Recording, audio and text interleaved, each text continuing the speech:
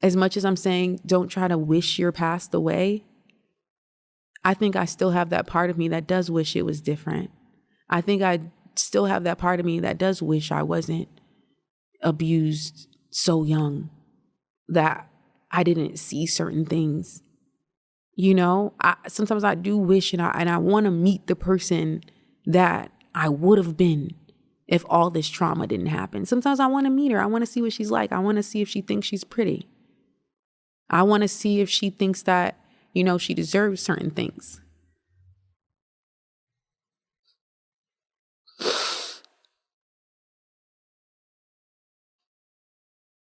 But like I said, like, you can't wish your past away. And even though I'm working on accepting it and moving forward, I still can't help how I feel. At least not yet. Like, we're working on it, and that's why we're here. Hey world, it's your favorite girl, Faye Peck, and you are listening to Kayon's Daughter, the podcast. So, in this episode, if I had to choose a title, I would title it, It's Not You, It's Me. And I know that sounds like so cliche when people say, oh, it's not you, it's me. No, I really wish that I would have understood that and lived by that earlier, right? Because like now, as I'm going through my healing process and my reflective process and going through therapy and different things like that, I realized there were a lot of things that I could have avoided. There was a lot of breakups that didn't need to happen. And it's not always just relationships, friendships, and work relationships, all kinds of things where it's like they fell apart because of my coping skills. So the things that I learned and the things that helped me survive and like just make it to this point to cope were also becoming my, number one enemy, right? Like, for example, aggression, it may have saved me in a time where I may have been facing some sort of abuse, but in the present time where the threat is not as dangerous, right? I wouldn't have needed that level of aggression that sometimes I would bring to the table. So when I say it's not you, it's me, it's like reflecting. I really mean that. And it's not in a way to talk down on myself, right? Because I've talked about in previous episodes, positive self-talks and the scripts that we have in our head. This is more of just a reality check, right? I think that sometimes when we have a backstory that can support our behavior, we tend to lean on that, right? So if I talk a little bit about myself and I tell you my backstory, where I'm like, okay, I have a history of abuse, starting at the age of 4. I have a history of watching abuse, like, between my parents and how they talk to each other and deal with each other. And also like even with family members, like watching them get beat up by their boyfriends and, different things like that. Watching my sister get beat with a 2x4 for just all kinds of crazy drama, right? Having all of that history of abuse, that's how I learned to cope and deal with problems with and have aggression, right? Because to me, having aggression keeps me safe. But now fast forward, trying to function in healthy relationships, like I said, even at work, partners, if you're a parents, right? And trying to function in these new relationships that are supposed to be healthy, those old ways of coping can become stumbling blocks. And then sometimes it hurts, right? There are times where I think back and I'm like, man, if I didn't go through this, or if I didn't learn to cope in the way that I do, this would have been so much easier, or that would have been so much easier, or I could have saved this relationship, or I could have understood what somebody was trying to say, and I wouldn't have been so stubborn. Because when you endure a certain level of abuse, especially at a young age, you do have a wall up and you are a little bit more stubborn because you really feel like you have to protect yourself, because you have this thought that everyone is out to get me. And sometimes the thought is not even in the forefront of your mind, right? It can be in your subconscious that everyone's out to get me, but you will act that out in that way. So that's why I said this part of, the episode where I'm talking about it's not you, it's me. It's more about awareness than any type of like self-hate or beating myself down. Because even when I'm being aware in love, and I'm trying to let myself know like this is not your identity. It's not who you are. And if you want to be more loving, accepting, and be more of a person who is, I don't want to say a person who's easy to love, but it kind of sums up to that. It sums up to being a person that's easy to love, because sometimes these traumas and these coping skills that you have, it does put like a stiff arm out. I think that's what it's called. I don't watch sports, but I think they call that a stiff arm. It kind of puts that out there to where it's like, don't get too close to me, because I have to make sure that I'm safe at all times. And even though you didn't cause yourself the trauma, it's really up to you to be aware and to fix these things. And but it also reminds me of like the major breakup, that I had not too long ago. And even though I was done wrong in that, and I chose to forgive and stay, I do think that my coping for certain situations led the relationship to certain places. Because it's like, now when I reflect on it, right? Like, yeah, maybe some things happened that I didn't agree with. If I were to go back now and handle the situation now, I would do it differently. Like, for example, let's say I'm looking through a phone. I don't do that anymore. I don't believe in looking through phones anymore. But back in my day, I used to look through phones. But now, current day, if I were to be in a situation and let's say I did see something in a phone, or I did feel some kind of energy that wasn't right, now I don't think that I will look through your phone, find the evidence, and, fight with you about it and try to beg you to change. I think I would just, if it's something I couldn't handle, leave or try to discuss. The old me with the coping I used to lead everything with aggression. I wanted to fight. I wanted to scream. I wanted to throw tantrums. And it's hard. It's hard to be aware, because like even right now, like I feel like I'm in a somber mood when I talk about it, because there's parts of me that just feels so sad still about the things that I didn't save, or the people that I hurt because of my hurt, because I felt validated in my pain. Yeah. And then also sometimes too, in relationships, with awareness, you will know when you're not the one for someone and not fight it. Because I also used to do that in my coping. I feel like I learned at a very young age to chase, right?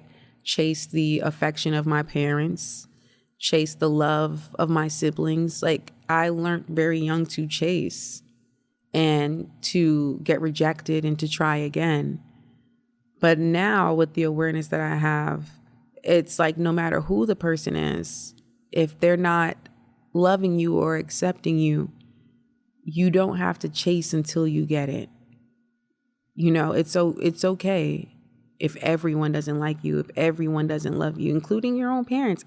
And that might be hard, because you would think like, I'm your child, like I really need this from you. And they might not have it to give. Sometimes you can meet them where they are, and maybe their way of showing love is, maybe through acts of service, they cook or something like that. And if that's something that you can accept and see, then by all means. But at the end of the day, like what I learned now is just not to chase that affection. And I think sometimes I used to chase because I felt that I wasn't worthy of it. So I probably thought that if I ever were to chase them down enough and they gave it to me, then it will prove that now I was worthy. But in all of that action, that was me just like, hurting myself more. And also too, like with the aggression that I tapped on in certain relationships, sometimes we think like, oh, this person is toxic, or they don't want to be there for me, or they don't want to stay in this with me. Sometimes people aren't toxic. Sometimes they just have healthy boundaries. So if you're a person like how I was, who was used to, arguing or saying mean things and then just like going back to normal,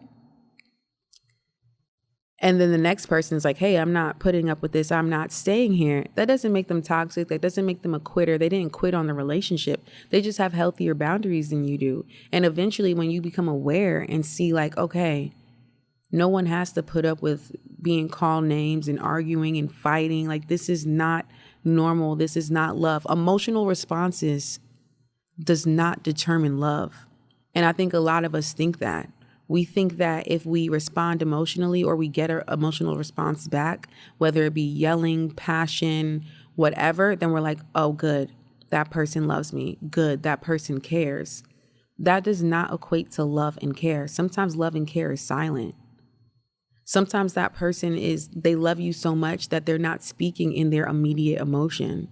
They're going to think through how they feel and actually say what they mean, and not just what they feel to say in the moment because of the emotion that they're feeling. Some people actually understand that emotions change, so they really want to dig deep and see where they're actually at, And it's also very important to always mean what you say.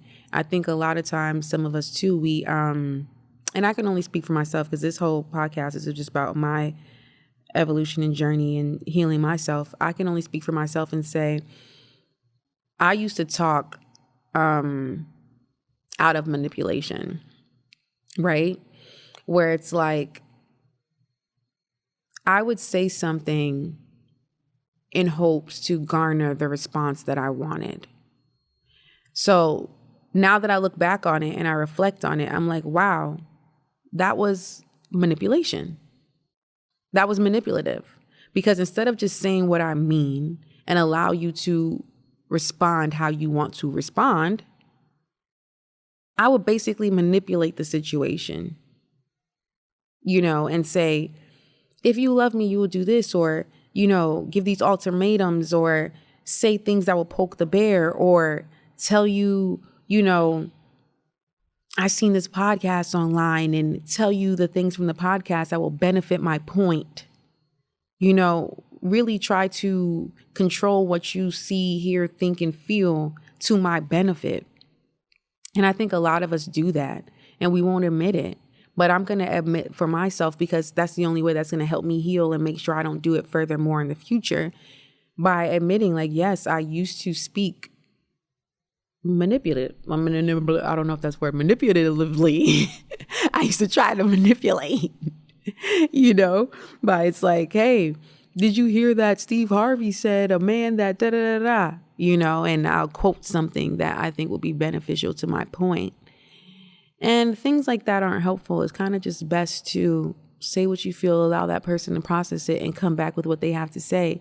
And if that separates you guys, if your truth separates you, then it was meant to be that way. Because if a lie is what's keeping you together, you have to lie forever. And you'll never just get to be who you are and like fully live freely, because you're lying to keep the life that you think that you want. Versus being honest, and you might get something that's way better and, really makes sense for you. But I get it. I'm speaking for myself, and that's, something that I did. And then I was just convincing myself that I wanted to be where I was, and I was just thinking eventually I can mold this person into who I wanted to be with manipulation. And a lot of us don't think the things that we do is manipulating, and it is. If you're ever giving someone some advice, and as you're thinking in your head and you're processing that advice, and you're processing, the effect that giving that advice will have on you, that's manipulation. Especially if it's something that has nothing to do with you, right? But you're factoring in yourself. In my opinion, that's manipulative, right? Because it's like, and like I said, I'm only speaking on it because this is something I'm healing from and something that I've done. And not to say it's a woman or a man thing, but I do think that a lot of women, we do manipulate, especially because it's easier for us to express our emotions and our thoughts and how we feel. So we can come across so well spoken, like we're making so much sense and like this, that, and whatever, and really get into someone's head to see things our way or to do it our way. And then if it's not done our way, throw a tantrum or a fit, So that's something that we have to be careful of. And it's something that I am healing from, and also just not calling people toxic because they won't put up with my mess. And I do think that it's sad sometimes, after you go through a breakup or even, like I said, a relationship, friendship that ends. It's sad sometimes when your eyes open up too late, and that's exactly why I'm doing this. And I hope if anyone hears this, you will be motivated to reflect on your behavior and your actions in the relationships that you are in now. And really take a moment to reflect and say, am I being a fair, good partner? Is it all about me, or am I also trying to make this about the other person that I'm involved with? Are their needs also met? Do I even care what their needs are? Or do I have a list of my needs and I have no clue what they need, no clue what they like? So take this moment to be aware of those things, because you don't want to be one of those people where your eyes open too late. And then now you're going on this healing journey like myself, where it's all after the fact, right? But even though it's all after the fact, it's not just all sad, because there is a bright side to it all, where I wrote something down where I said the healing process is easier when you know some things, right? Sometimes when we're going through a healing process, we feel like we don't know what the future holds. We're like, we don't know what comes next. I don't know where I'm going after this. I didn't picture my life living without this person. But to help yourself heal faster, you have to know some things. And the main thing that I think we all should know is that you'll be okay. And I know that sounds so cliche, right? Everyone says it. You'll be okay. Time heals all wounds. But in all reality, if you go into your healing process knowing that you will be okay, and the things that you want and desire, you can still have, and knowing that when you actually do get them, you'll be a much more healthy and ready person, that alone is amazing. That alone is an amazing feeling, and it will probably help you get through some rough nights, just knowing that. And sometimes looking back on the times where you've probably already experienced some hardships and you're like, man, I didn't know how I was going to make it through there. And it's like, boom, here you are today. Not only did you make it through, you're probably thriving. And even if you're not thriving, let's say that you're at another part of your story where you're at rock bottom again. Well, at least you know that you've picked yourself up before from rock bottom, so you can do it again, right? So you have to start knowing some things when you're on your journey. You don't have to leave everything to chance. And even if the basic thing that you know is that you will be okay, that's good enough. That's a good enough start. Because I always say, like, as long as you're breathing, it's a chance. It's a chance. You can try something new. You can do something different. You can have, a great phone call.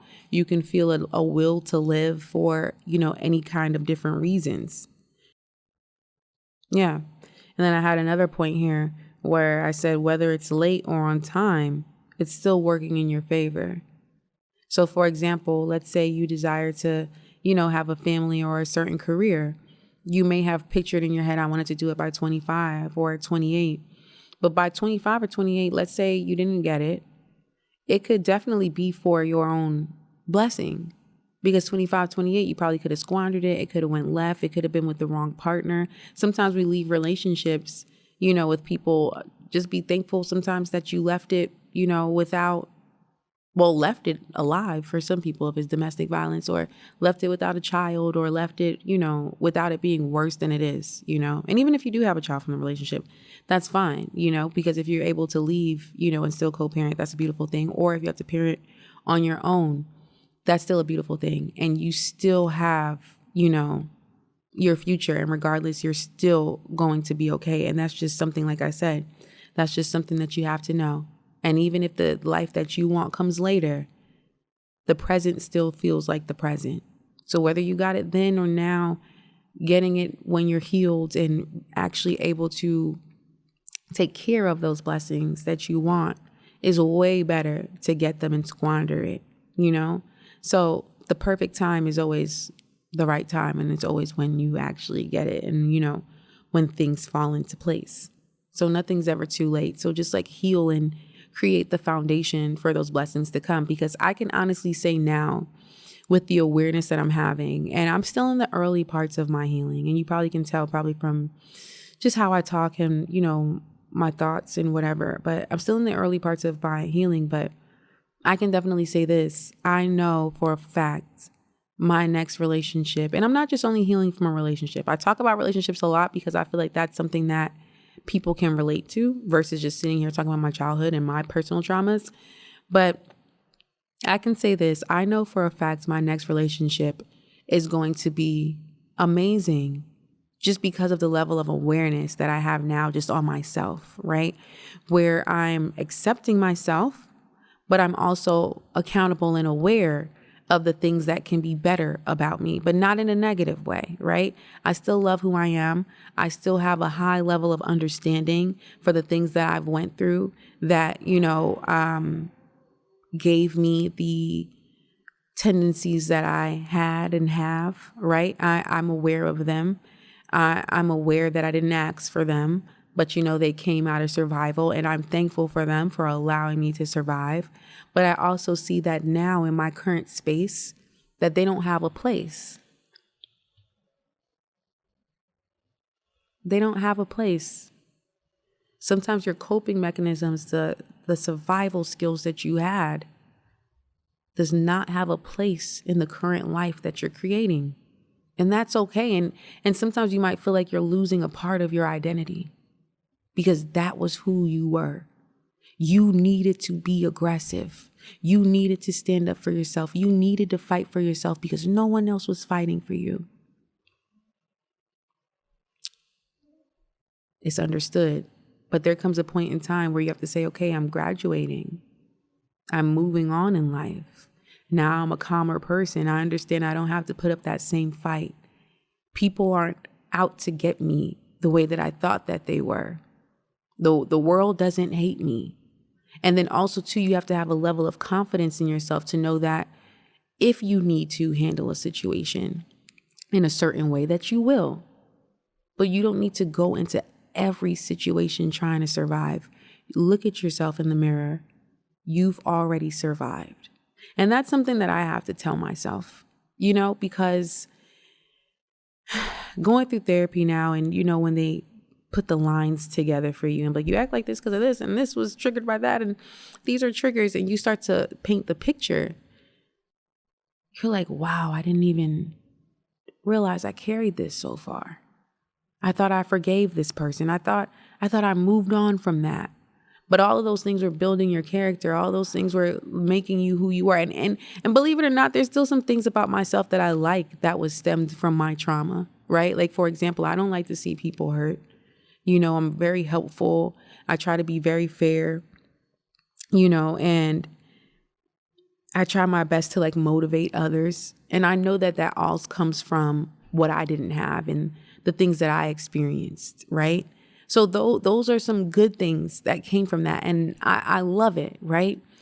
And I wouldn't want to lose those, right? But for the ones that I see that are ruining my relationships, that is keeping me from going to the next level in my career, that's not allowing me to just be a healthy, functioning member of society, those things, you know,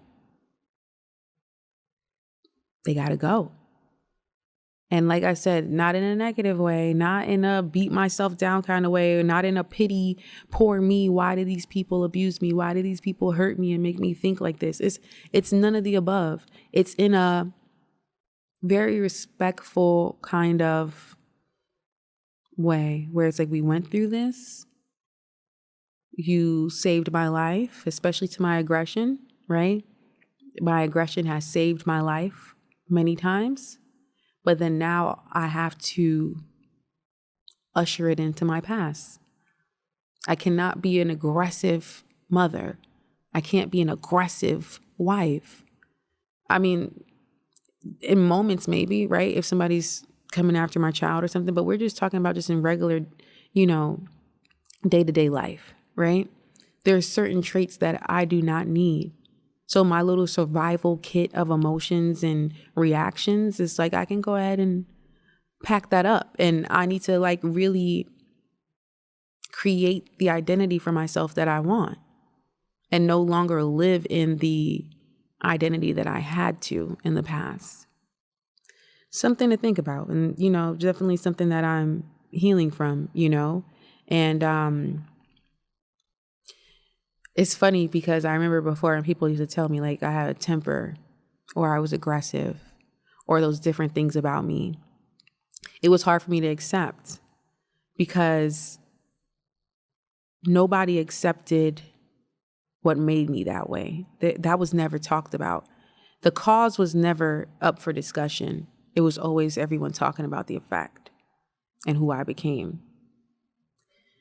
And I think it was hard for me to accept that at the time. It's because I wanted some justice, I guess, for the younger me who dealt with a lot of things. And I was only hurting myself because pushing people away just because, I had this past and, I had these excuses, it gets me nowhere. And I can tell you that there's so many relationships I've messed up. There's so many jobs I've lost. And for the longest, I was only able to see through my perspective and justify my actions, reactions, and the crazy things that I've said and thought and did. But now it's like, okay, when you become aware, you get to start to see different perspectives. And it's fun. Awareness is actually fun to me. Accountability is actually fun to me because it's like, wow, like the veil is coming off.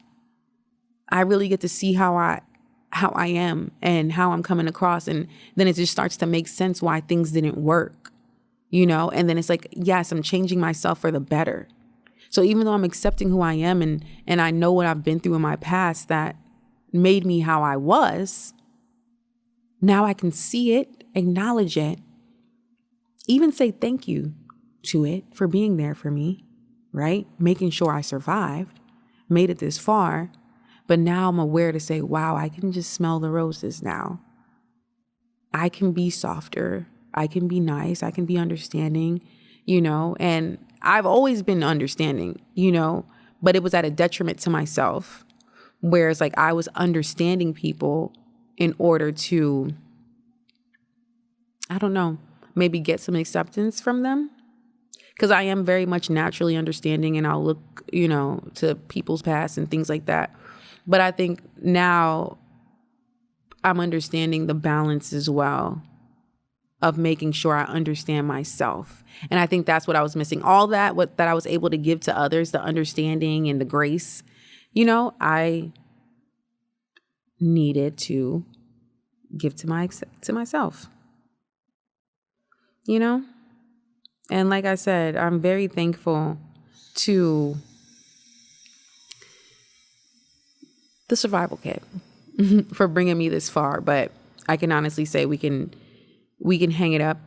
It's not needed anymore. And then also to another point that has to do with the backstory or anything that happens to you.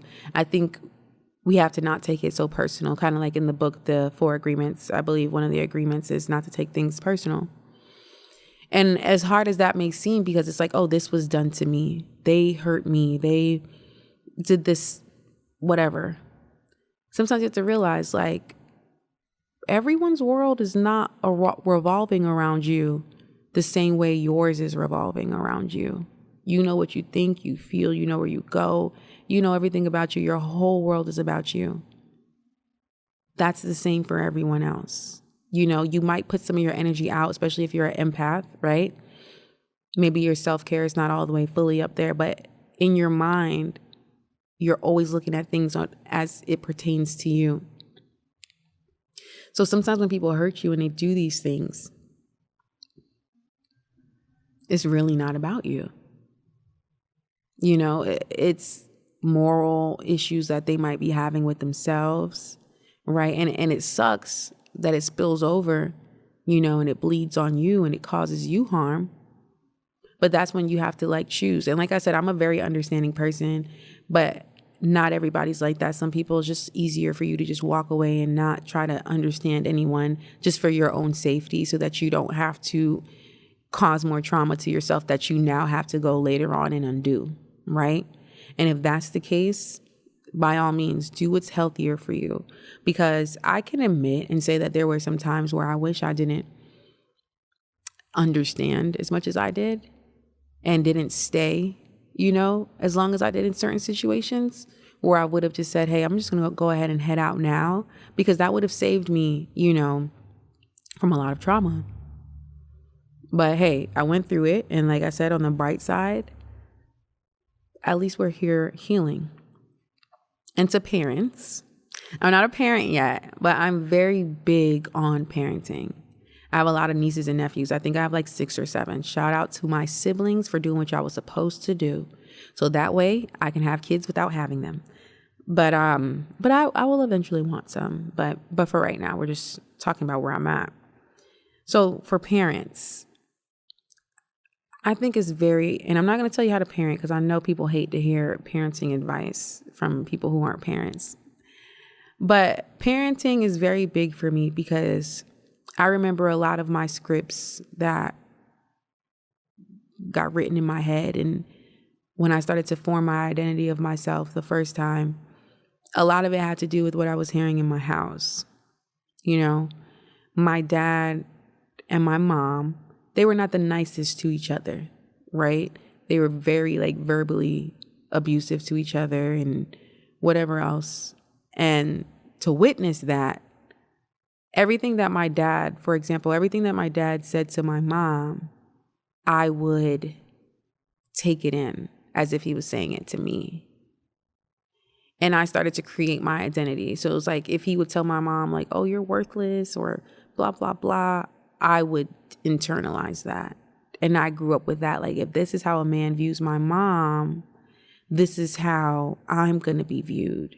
And I remember, and this goes back to like why this is even called Kayon's daughter. I remember, being a kid and wanting my mom to stand up for herself. But she would. Like, let's not get crazy. We're not going to paint this lady as innocent. She had a mouth on her. Sometimes, she might start it too. She say some things to him that's way, way, below the belt. But sometimes I'll just like look and I'll be like, why don't you leave or stand up for yourself? And I would have these thoughts as a child, like, this is just not right. But then them both staying in it and continuing like that, it really formed my identity and, who I am and what I tolerate and how I even handle conflicts, like why I even was so aggressive, why I thought that arguing and emotional responses equaled love. Like, if you weren't passionate and yelling, then you don't care. If you're too silent, then do you even care? Why aren't you upset? Why didn't you flip a table? Right? So that's why I say to my parents, if you're in a situation and you have kids, do not show them certain things.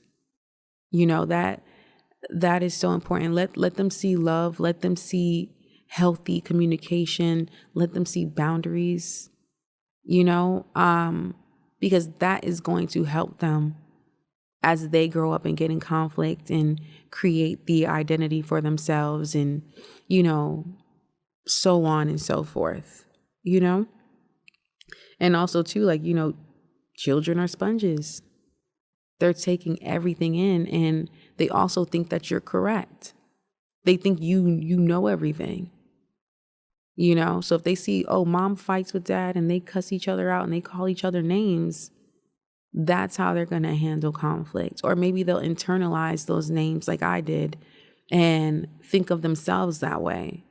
So when I internalized those names, and as I grew up, anybody that said anything different to me, like, oh, you're not this or you're not that, like, and they were saying something positive, I didn't believe them, because in my mind, I'm like, this is what they said about my mom, so this is probably what it's true for me.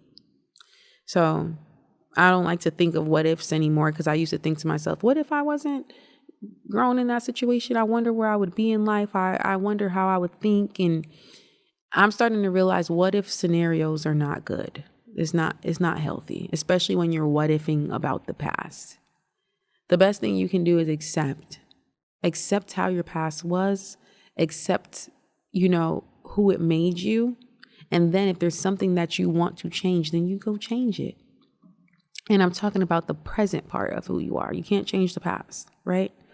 If there's traits and things that you carried on from your childhood, change it.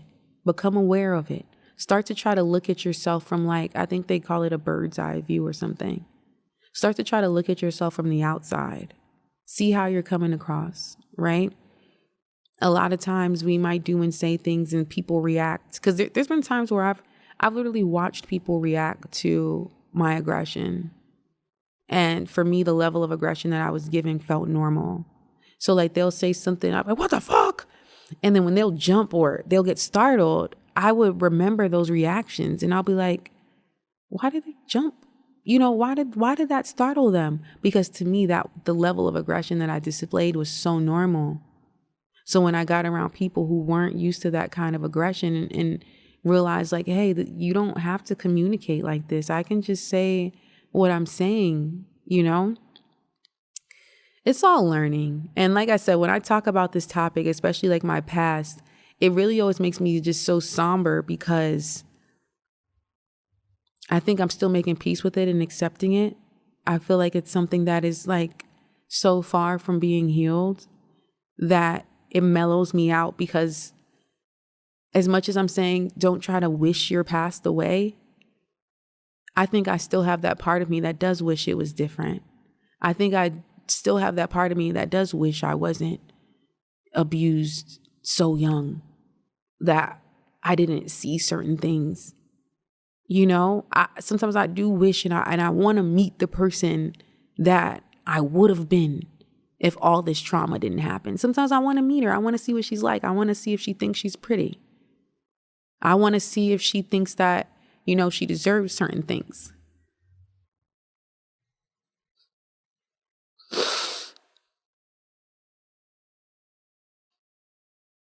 But like I said, you can't wish your past away.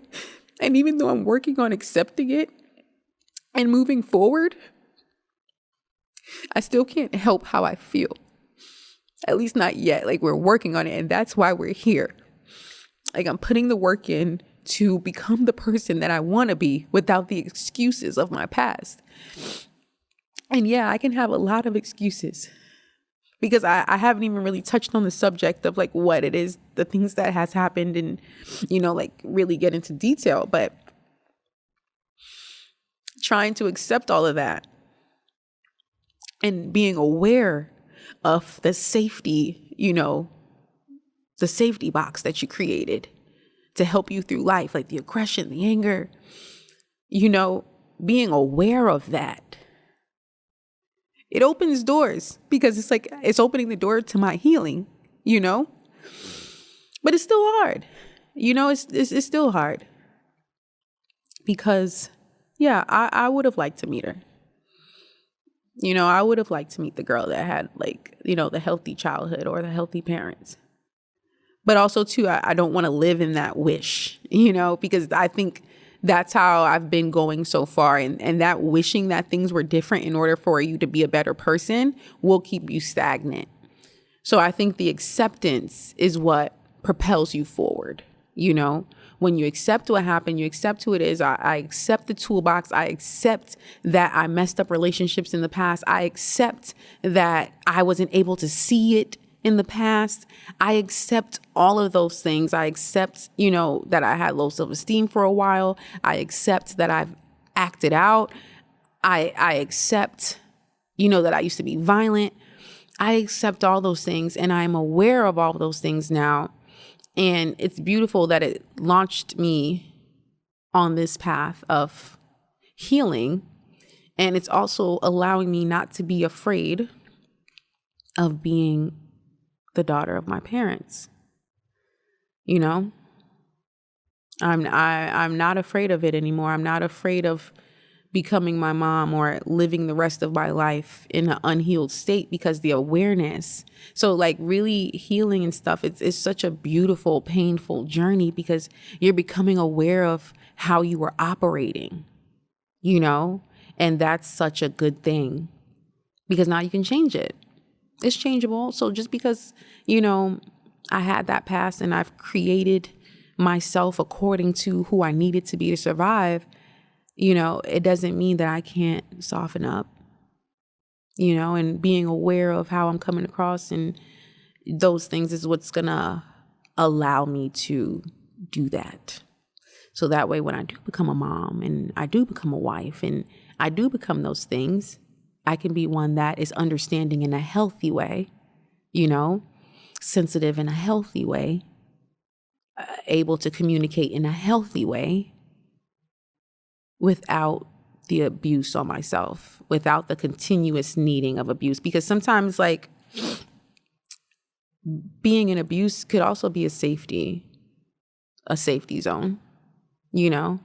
And maybe because nobody else is abusing me right now in this current moment in my life, maybe I took on that role of abusing myself, you know, with the scripts that are in my head and, you know, telling myself, oh, I'm not going to amount to anything. And, oh, I'm not really competitive in life because maybe I don't think I'm going to win. So it's like I took on that role. I didn't want to leave it empty. That's what I'm used to, right?